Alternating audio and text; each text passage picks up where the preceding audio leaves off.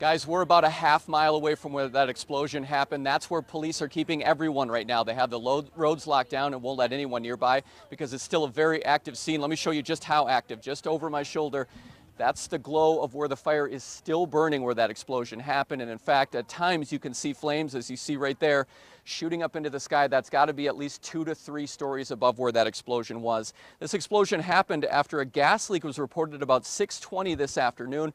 Crews, I was told by witnesses, were working on a gas main near that area on Main Street earlier in the afternoon. A gas leak was reported at about 6:20. Fire and police did respond to the scene, and then at about 7:15, that gas leak exploded. While our firefighters were working on the gas leak and our officers were there to help with traffic control, a building exploded.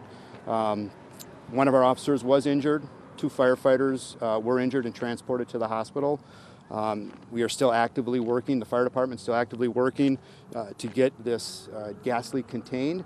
We have evacuated the area, a 5-block radius of the intersection of Main and Bristol, so we ask anybody, please stay out of the area. Now, we spoke to witnesses that were about 4 blocks away who said their building shook. They said everybody in Sun Prairie heard this explosion today. A witness near the scene said at least 2 businesses were destroyed in that explosion.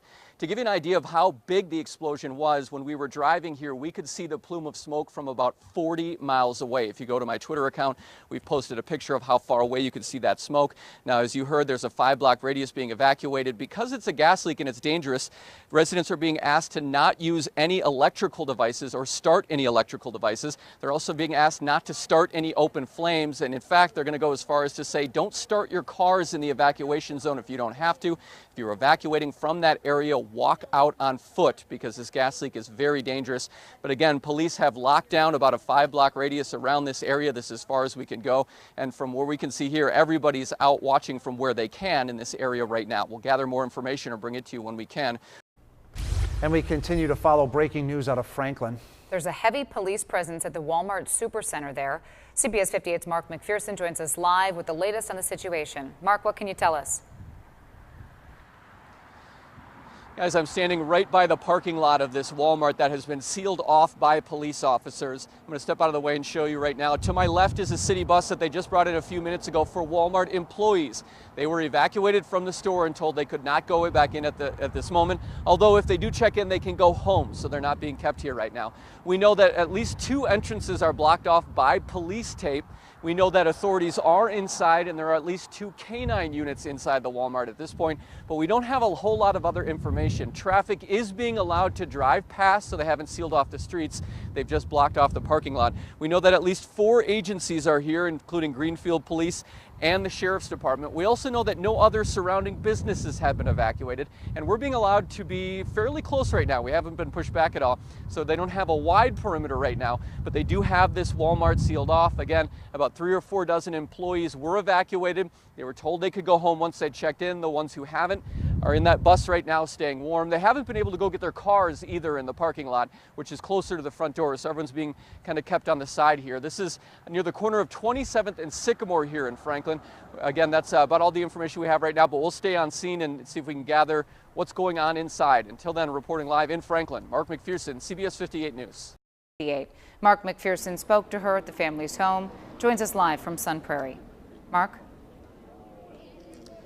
Guys, Abby says Corey loved being a firefighter. In fact, he signed up as soon as he could when they lowered the age to 18 years old. The community has been honoring that loyalty tonight as they're lining up on the procession route. They've been here for hours tonight. This, as his wife remembers him as a good husband and father. I still don't know if I feel like it's real. Abby Barr remembers her husband Corey. The absolute best.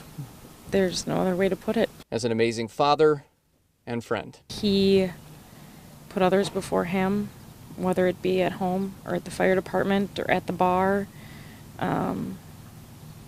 Just amazing. With Corey's fellow firefighters by her side. There's a bond in the fire service that is like no other. They are truly a family. She remembers just how much he loved being in the Sun Prairie Fire Department. Almost too much. And how much he loved the Bar House, a business they owned together. His business was a dream come true.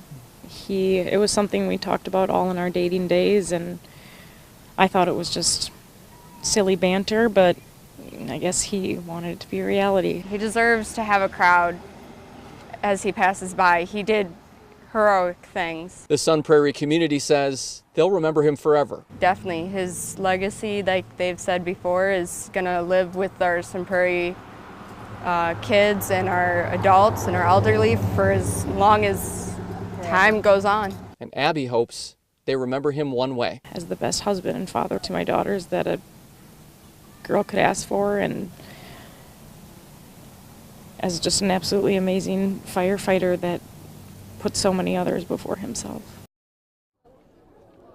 As you can see, hundreds of people are lining not just this street, but other streets in Sun Prairie as well tonight, and they've been out here for hours.